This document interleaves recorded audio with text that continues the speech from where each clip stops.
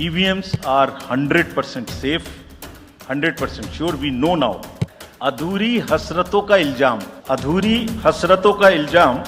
हर बार हम पर लगाना ठीक नहीं। अधूरी हसरतों का इल्जाम हर बार हम पे लगाना ठीक नहीं। वफा खुद से नहीं होती, खता ईवीएम की कहते हो।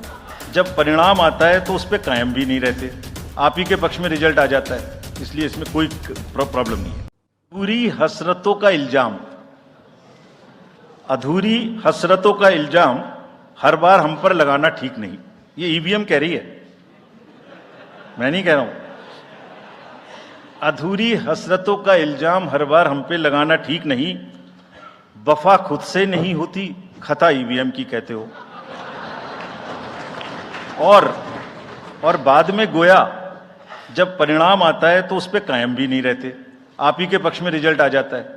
ये क्या बात है भाई, कितने दिन। EVMs are 100% safe, 100% sure. We know now. In last 2 years, again, we have done large number of improvements. एक EVM की नंबर जो भी किस बूथ पे जाएगी वो कैंडिडेट को दिया जाएगा, इसलिए इसमें कोई प्रॉब्लम नहीं है। ये इलेक्शन कमिश्नर बल्कि सीसी है राजीव कुमार, जिन्होंने ईवीएम की तरफ से एक शायरी भी सुना दी तुकबंदी करके और कहा 100% सेफ है। हालांकि समझ में नहीं आया कि ईवीएम की तरफ से शायरी ये किसने इनको लिख कर दी और ईवीएम की तरफ से शायरी सुनाकर ये क्या कह रहे थे। लेकिन क्या कहेंगे प्रशांत जी, डंके की चोट पर कह रहे हैं कि भाई ईवीएम 100% सेफ है। देखिए, दो तीन चीजें हैं। पहली बात तो ये एडमिटेड फैक्ट है कि ईवीएम में एक प्रोग्रामेबल चिप होती है। सिर्फ ईवीएम में ही नहीं, वीवीपैट मशीन में भी एक प्रोग्रामेबल चिप होती है। उसमें आप कुछ भी प्रोग्राम डाल सकते हैं। जब सिंबल लोडिंग होती है तो उसमें एक प्रोग्राम ही डाला जाता है, क्योंकि हर कंस्टिट्यूएंसी में सिंबल्स का ऑर्डर अलग अलग होता है, तो हर कंस्टिट्यूएंसी में अलग अलग सिंबल लोडिंग हर मशीन पर करी जाती है। नाउ एक सिटीजन्स कमीशन जस्टिस लोकुर के नेतृत्व में बैठा था और उन्होंने बोला कि भाई ये ईवीएम सेफ नहीं है। उन्होंने दुनिया के सबसे अच्छे कंप्यूटर साइंटिस्ट को एग्जामिन किया और उसके बाद उन लोगों ने सब देख दाख के बोला कि ये ईवीएम मैनिपुलेट किए जा सकते हैं। और इसी वजह से यूरोप के करीब करीब सारे देशों में ईवीएम्स हटाकर वापस वो लोग पेपर बैलेट पर आ गए हैं। जर्मनी के तो कॉन्स्टिट्यूशनल कोर्ट ने एक 100 पेज का आदेश दिया कि भाई ये ईवीएम सेफ नहीं है और इसलिए आपको पेपर बैलेट पर ही चुनाव करने पड़ेंगे। अभी हाल में बांग्लादेश ने भी ईवीएम्स को हटा दिया। इन्होंने असल में 2017 में वीवीपैट का डिजाइन बदल दिया। जब से ये सिंबल लोडिंग होने लगी और सब जगह वीवीपैट मशीन लग गई जिसमें वो पेपर स्लिप दिखाते हैं, दो वीवीपैट मशीन तो सब जगह लग गई, लेकिन काउंटिंग सिर्फ उसमें से 2% वीवीपैट मशीन्स की स्लिप काउंट करी जाती है। अब 2017 में इन्होंने उसका डिजाइन बदल दिया। पहले उसमें एक ट्रांसपेरेंट शीशा था, वो हटाकर अब एक ब्लैक मिरर्ड ग्लास उसके ऊपर लगा दिया है, जिससे आप बाहर से देख ही ना सकें कि उस वीवीपैट मशीन जो कि एक प्रिंटर है उसमें क्या हो रहा है, कौन सी स्लिप छप रही है, कट के बक्से में कौन सी गिर रही है, आप देख ही नहीं सकते बाहर से जब तक अंदर से एक लाइट ना जले।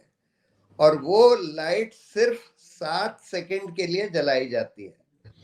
आप जब बटन दबाते हैं उसके 7 सेकंड के लिए एक लाइट जलती है और आपको आपके पार्टी के सिंबल का एक छोटी सी स्लिप दिखाई जाती है, धुंधली सी स्लिप दिखाई जाती है। 7 सेकंड के बाद वो लाइट बंद हो जाती है, फिर कुछ नहीं दिखता कि अंदर क्या हो रहा है। तो अगर आप उसमें ऐसा प्रोग्राम डाल दें, जो आसानी से डाला जा सकता है, कि जब 2 कंसेक्यूटिव नॉन बीजेपी वोट डाले जाएं तो पहली स्लिप जो दिखाई गई थी पहले वोटर को, वही स्लिप दूसरे वोटर को भी दिखा दी जाए और वो स्लिप कट के गिराई ना जाए। वही स्लिप वहां टंगी हुई है, वही लाइट फिर से ऑन होगी, वही स्लिप दिखा दी जाएगी और फिर 7 सेकंड के बाद जब लाइट बंद होती है तो वो स्लिप तो कट के गिर जाए और एक और स्लिप छप जाए लेट से भाजपा की, और वो भी गिर जाए, तो अब वीवीपैट को भी आपने मैनिपुलेट कर लिया और वही सिग्नल ईवीएम में भी चला गया। 2 वोट कांग्रेस को गिरी, उसकी जगह अब रिकॉर्ड हुई वीवीपैट में भी एक कांग्रेस की एक बीजेपी की, और ईवीएम में भी वही रिकॉर्ड हुई। अब ये तो इतना आसान है इसको मैनिपुलेट करना, अगर आपने इस तरह का प्रोग्राम उसमें फीड इन कर दिया तो इसलिए बहुत खतरनाक है ये। इसीलिए जो इंडिया अलायंस ने डिमांड करी कि भाई वो स्लिप जो कट के गिरती है प्रिंटर की, वीवीपैट की, वो वोटर के हाथ में दे दीजिए, जिससे कि वो वोटर के हाथ में दीजिए। हाँ प्रशांत जी, सॉरी बीच में आपको टोक दिया, अपनी पूरी बात करें फिर मेरा उस पे काउंटर। नहीं, इसीलिए अगर वो हो जाए तब फिर ये बात ही खत्म हो जाएगी ईवीएम के मैनिपुलेशन की। लेकिन ईवीएम मैनिपुलेट हो सकता है, ये तो सिटीजन्स कमीशन की इतनी भारी भरकम कमेटी ने बोल दिया, सारे यूरोप के देशों ने हटा दिया, जर्मनी के कॉन्स्टिट्यूशनल कोर्ट ने बोल दिया, बांग्लादेश में हट गई, तो मैनिपुलेट हो सकता है। और जब इतने लोगों को शंका है तो प्रॉब्लम क्या है? आप ये कहते हैं, इलेक्शन कमीशन कहता है कि अगर हम वीवीपैट स्लिप्स काउंट करेंगे तो 2 दिन काउंटिंग में लग जाएंगे। आप इलेक्शन 6-7 फेजेस में कर रहे हैं 1.5 महीने में, और आप कहते हैं 2 दिन अगर और लग जाए काउंटिंग में तो उससे गजब हो जाएगा। कमाल की बात है कि इलेक्शन कमीशन ऐसी बात कर रहा है या सरकार ऐसी बात कर रही है, जब यही बीजेपी वाले ऑपोजिशन में थे तो यही सबसे चीख चीख कर बोलते थे ईवीएम हटाओ, बैलेट पेपर लाओ। अब ये लोग कहते हैं कि नहीं, अब क्योंकि ये सरकार में है और इलेक्शन कमीशन इनके कब्जे में है, तो कहते हैं कि नहीं नहीं, अब तो हम किसी हालत में ईवीएम को नहीं हटने देंगे, पेपर नहीं लाने देंगे। क्यों? जब इतने सारी ऑपोजिशन को शंका है, उन्होंने बोला है कि भाई पेपर स्लिप लोगों के हाथ में दे दीजिए, वोटर के हाथ में, जिससे कि वो बैलेट बॉक्स में डाल दे, उसको काउंट कर लीजिए। क्या दिक्कत है उसमें? 2 दिन और लग जाएंगे काउंटिंग में तो क्या दिक्कत है? आप 6 हफ्ते में इलेक्शन कर रहे हैं तो 2 दिन और लग जाएंगे तो क्या प्रॉब्लम है? लेकिन चुनाव आयुक्त का कहना है, कल भी सीईसी ने कहा, जो उन्होंने कहा उसी पर मैं आ रहा हूं। उन्होंने, चूंकि आप सुप्रीम कोर्ट में एडवोकेट हैं और कई बार आप लोग ऐसे मामलों पर एडीआर की याचिका हो चाहे पिटीशन हो, कई बार सुप्रीम कोर्ट में याचिकाएं दायर की गई ईवीएम और वीवीपैट को मैनिपुलेट करने के आरोप के साथ दायर की गई। तो कल सीसी ने कहा कि ईवीएम को लेकर 40 बार सुप्रीम कोर्ट सहित दूसरे कोर्ट्स में याचिकाएं दायर की गई या 40 बार याचिकाएं खारिज हो गई, फिर भी हर चुनाव के बाद ईवीएम पर सवाल खड़े किए जाते हैं। इसमें वो पार्टियां भी है जो ईवीएम के जरिए चुनाव जीतकर आती है। नहीं, देखिए, ये कोई जरूरी नहीं है कि ईवीएम सारे ही मैनिपुलेट हो रहे हो। ये कोई नहीं कह रहा कि सारे ईवीएम मैनिपुलेट करे जा रहे हैं। आप सेलेक्टिवली भी मैनिपुलेशन कर सकते हैं। कई बार जब आपको इलेक्टोरल प्रोसेस में या ईवीएम में अगर आपको लोगों का कॉन्फिडेंस बना रहे या रीजनेबल कॉन्फिडेंस बना रहे, उसके लिए ये जरूरी होता है कि कई जगह आप ईवीएम को ना मैनिपुलेट करें, जो बिल्कुल क्रिटिकल कंस्टिट्यूएंसीज हैं या क्रिटिकल इलेक्शंस हैं उसी में करें। तो इसलिए ये कहना कि भाई ऑपोजिशन भी कभी कभी जीत जाता है इसलिए ईवीएम मैनिपुलेशन नहीं हो रहा है, ये तो बकवास है। ईवीएम मैनिपुलेशन सेलेक्टिवली भी किया जा सकता है। सवाल ये है कि जब इसमें मैनिपुलेशन इलेक्ट्रॉनिकली किया जा सकता है, एक मैलिशियस प्रोग्राम डालकर किया जा सकता है, और जो कंपनियां ईवीएम बनाती हैं वो सरकारी कंपनियां हैं जिसमें 4-4 भाजपा के डायरेक्टर्स बैठे हैं, और लोगों को कॉन्फिडेंस नहीं है कि भाई इसमें मैनिपुलेशन नहीं हो रहा है या हो रहा है, तो फिर प्रॉब्लम क्या है? आप वो जो पेपर स्लिप है लोगों के हाथ में क्यों नहीं देना चाहते कि वो बक्से में डाल दें? क्या प्रॉब्लम है उसमें? नहीं, लेकिन उसका काउंटर सवाल प्रशांत जी ये है ना कि फिर सुप्रीम कोर्ट से लेकर बाकी कोर्ट्स में 40 बार याचिकाएं खारिज हुई। नहीं, वो गलत। इसका मतलब कोर्ट्स भी कन्विंस नहीं हो रहा है ना इस तरह के आरोपों से, मैनिपुलेशन से या हैकिंग से। वो गलत कह रहे हैं। कभी भी कोर्ट ने ये नहीं बोला है, कभी भी एक भी जजमेंट ऐसा नहीं है। खारिज तो किसी वजह से भी हो सकती है पिटिशन, लेकिन जजमेंट आना चाहिए कि हमने सब देख लिया और हम कन्विंस्ड हैं कि भाई इसमें कोई मैनिपुलेशन नहीं हो सकता। एक जजमेंट भी ऐसा नहीं है कोर्ट का, सुप्रीम कोर्ट का। तो इसलिए हम लोग ये कह रहे हैं कि भाई बहुत खतरनाक है, हमारी पूरी इलेक्टोरल डेमोक्रेसी दांव पर लगी हुई है इसी के ऊपर।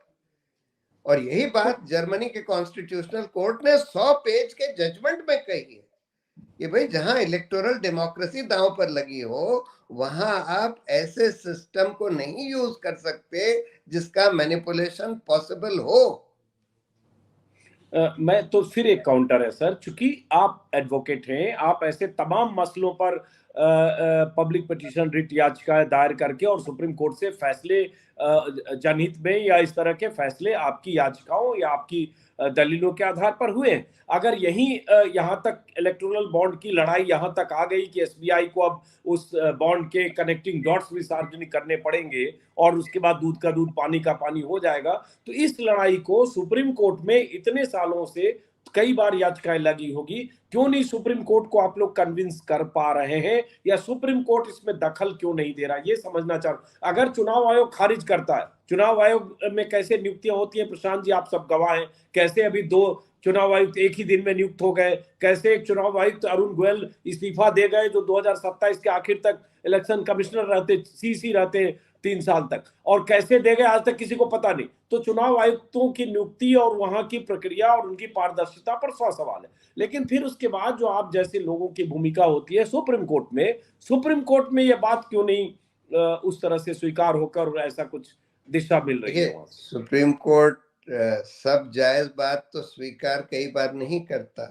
लेकिन जैसे मैं कह रहा हूं कि इसमें कभी भी सुप्रीम कोर्ट ने किसी भी जजमेंट में ये नहीं बोला है कि हमने ये ईवीएम्स को एग्जामिन कर लिया या इसका पूरा दिखवा लिया, इसमें कोई मैनिपुलेशन नहीं हो सकता, ऐसा कोई जजमेंट नहीं है, या ऐसा इसमें मैनिपुलेशन का कोई आधार नहीं है, ऐसा कोई जजमेंट सुप्रीम कोर्ट का नहीं है।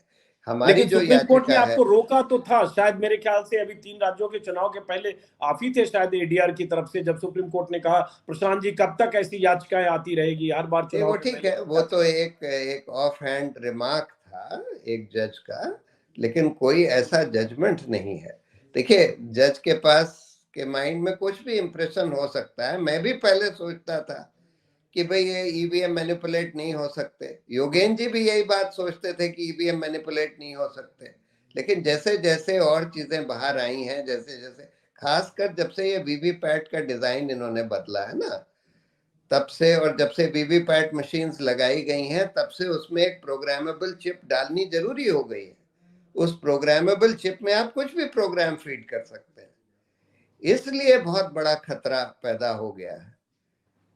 कल तो इलेक्शन कमिश्नर ने, सीसी ने ऐसे लोगों का माखौल उड़ाया जो वीवीपैट का डेमो कर रहे हैं और ईवीएम और वीवीपैट का डेमो करके बता रहे, चाहे जंतर मंतर पर बताया, आपने भी ट्वीट किया था कि कैसे उसमें काला शीशा लगा है, जब तक अंदर लाइट नहीं जलेगी तब तक पता नहीं चलेगा, 7 सेकंड में पर्ची गिरती है, और ये कनेक्शन ईवीएम और इसके कंट्रोल यूनिट और वीवीपैट के कनेक्शन में कुछ ऐसा है कि किसको वोट गया ये नहीं पता चलेगा। तो ये जो डेमो है लगातार वायरल हुआ है, उसको लेकर भी माखौल उड़ाया कि कोई आदमी खुद ही एक मशीन लेकर आता है, कोई पर्ची डालता है, गिराता है, और इस तरह से ईवीएम का मजाक उड़ाया जा रहा है, जबकि हमने इतने एफएक्यू के साथ किताब छाप दी कि ईवीएम 100% एकदम फुल प्रूफ है। वो कह देंगे फुल प्रूफ है, उससे कोई फुल प्रूफ थोड़ी हो जाता है। कुछ भी कह दो, कुछ भी कह दो। आज अमित शाह कह रहे हैं कि भाई ऑपोजिशन को ज्यादा इलेक्टोरल बॉन्ड मिले, उससे ये थोड़ी हो जाता है कि ऑपोजिशन को ज्यादा इलेक्टोरल बॉन्ड मिले। मतलब आप कुछ भी कह दें और बोल दें क्योंकि हम इलेक्शन कमिश्नर हैं, हम जो कह रहे हैं वो सही है, ये क्या बात हुई? तो ये लड़ाई, आखिरी सवाल, काफी वक्त लिया, आखिर विपक्ष भी तो इस लड़ाई को नहीं लड़ पाया ना प्रशांत जी। अब तो चुनाव की तारीखों का ऐलान हो गया, भाई चिट्ठी ठीक है, आपने चुनाव आयोग को चिट्ठी लिखी, 3-4 बार प्रेस कॉन्फ्रेंस करके कुछ बोल दिया, लेकिन विपक्ष भी फिर उसी ईवीएम के साथ जा ही रहा। तो वो लड़ाई जो विपक्ष को लड़नी चाहिए, अगर लगता है, अगर कन्विंस है, तो तो लगता है विपक्ष के मोर्चे पर भी रस्म अदायगी होती है, कुछ बयान, कुछ प्रेस कॉन्फ्रेंस, कुछ चिट्ठियां। ये बात सही है कि विपक्ष को जिस मजबूती से लड़ाई लड़नी चाहिए थी वो नहीं लड़ रहे। उसके क्या कारण है मुझे पता नहीं, लेकिन ये तो जनता की लड़ाई है, क्योंकि जनता के लोकतंत्र का सवाल है। विपक्ष मेन स्टेक होल्डर नहीं होता लोकतंत्र में, जनता मेन स्टेक होल्डर होती है। जनता चाहती है कि जिसको हम चुने वही लोग सरकार बनाए, जिसको हमने वोट डाला वही लोग सरकार बनाए। और अगर जनता के वोट की चोरी हो रही है तो जनता उसकी रियल स्टेक होल्डर है। इसलिए जनता को इसके बारे में डिमांड करना होगा, और जनता कर रही है। जगह जगह आजकल डेमोन्स्ट्रेशंस हो रहे हैं, काफी बड़े बड़े डेमोन्स्ट्रेशंस और प्रोटेस्ट हो रहे हैं ईवीएम के खिलाफ। इसलिए ये लड़ाई तो जनता को लड़नी पड़ेगी, ये लोकतंत्र की लड़ाई। चलिए, बहुत बहुत शुक्रिया प्रशांत जी, देखते हैं क्या होता है। अब तो फिलहाल चुनाव की तारीखों का ऐलान है, 4 जून को नई सरकार होगी, क्या होता है देखते हैं। फिलहाल बहुत बहुत शुक्रिया। और एसबीआई के मुद्दे पर कल सुप्रीम कोर्ट में क्या होता है, इस पर देश की नजर होगी, हम जैसे लोगों की भी नजर होगी। देखते हैं कब तक वो तस्वीर साफ होती है। और जो अहम बात आपने कही कि एसआईटी, क्या एसआईटी का गठन करने का आदेश सुप्रीम कोर्ट देता है, सबसे बड़ा सवाल यही है कि जब तक एसआईटी का गठन नहीं होगा तब तक प्रशांत जी हम सब लोग जान भी गए कि इस फ्यूचर कंपनी ने इतना 1000 करोड़ दिया, मेगा इंटरप्राइजेज ने 1000 करोड़ दिया, होगा क्या? आखिरी सवाल, होगा क्या अगर वो सजा ही नहीं मिली, अगर वो साबित हो गया सामने, तब भी अगर कोई कार्रवाई नहीं हुई तो? नहीं, ठीक है, इसीलिए तो ये कार्रवाई होनी चाहिए। और कार्रवाई होने के लिए एक इंडिपेंडेंट जांच होनी चाहिए, स्वतंत्र जांच होनी चाहिए। सरकारी तोते उसकी जांच ना करें, एक स्वतंत्र संस्था उसकी जांच करे, जो कि सुप्रीम कोर्ट ही बना सकता है। बहुत बहुत शुक्रिया प्रशांत जी, बहुत बहुत शुक्रिया, बहुत बहुत शुक्रिया, नमस्कार। Thank you.